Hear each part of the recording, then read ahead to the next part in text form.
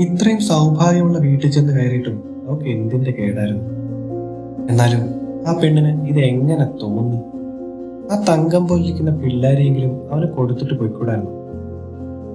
കരയ്ക്ക് പിടിച്ചിടാൻ നോക്കിയ കുഞ്ഞുമീൻ പിടഞ്ഞ് പിടഞ്ഞ് ചത്തതുപോലെ ആത്മഹത്യ ചെയ്യപ്പെട്ട ഒരുവളെ കൊലപാതകിയാക്കാനുള്ള സമൂഹത്തിന്റെ വ്യഗ്രത കണ്ട് എനിക്ക് പൊട്ടിക്കരയാനാണ് തോന്നുന്നത്. വീടിന്റെ വിസ്താരവും അക്കൗണ്ടിൽ മിച്ചമുള്ള തുകയുടെ കനവും തൂക്കി നോക്കി സൗഭാഗ്യങ്ങളുടെ മൂല്യം നിർണയിക്കുമ്പോൾ സ്നേഹവും കരുതലുമെല്ലാം വടിക്ക് പുറത്തു നിന്ന് കൊഞ്ഞണം കുത്തി കാണിക്കുന്ന സ്ത്രീ ജീവിതങ്ങളുടെ പ്രതിഷേധങ്ങളെ ഭംഗിയായി അവതരിപ്പിച്ചിരിക്കുന്ന പുസ്തകമാണ് നിത്യലക്ഷ്മിയുടെ ചെതുമ്പലുകൾ. ഒരിക്കലും അവൾ അയാളെ തിരഞ്ഞു ചെന്ന് കിട്ടാതെ പോയ മറുപടിക്ക് വേണ്ടി കാതോർത്തിട്ടില്ല.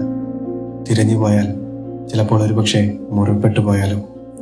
അങ്ങനെ 9 പെൺജീവിതങ്ങൾ നിറഞ്ഞ 9 കഥകൾ, സ്വപ്നങ്ങളും ആഗ്രഹങ്ങളും ജീവിതവും, എന്തിന് സ്വന്തം സത്വം പോലും അടിയറവ് വയ്ക്കപ്പെട്ട മനുഷ്യർ. ചുറ്റുമുണ്ടായിട്ടും നമ്മുടെയൊന്നും കണ്ണിൽ പെടാതെ പോയ ചവിട്ടി അരയ്ക്കപ്പെട്ട സ്ത്രീ ജന്മങ്ങൾ.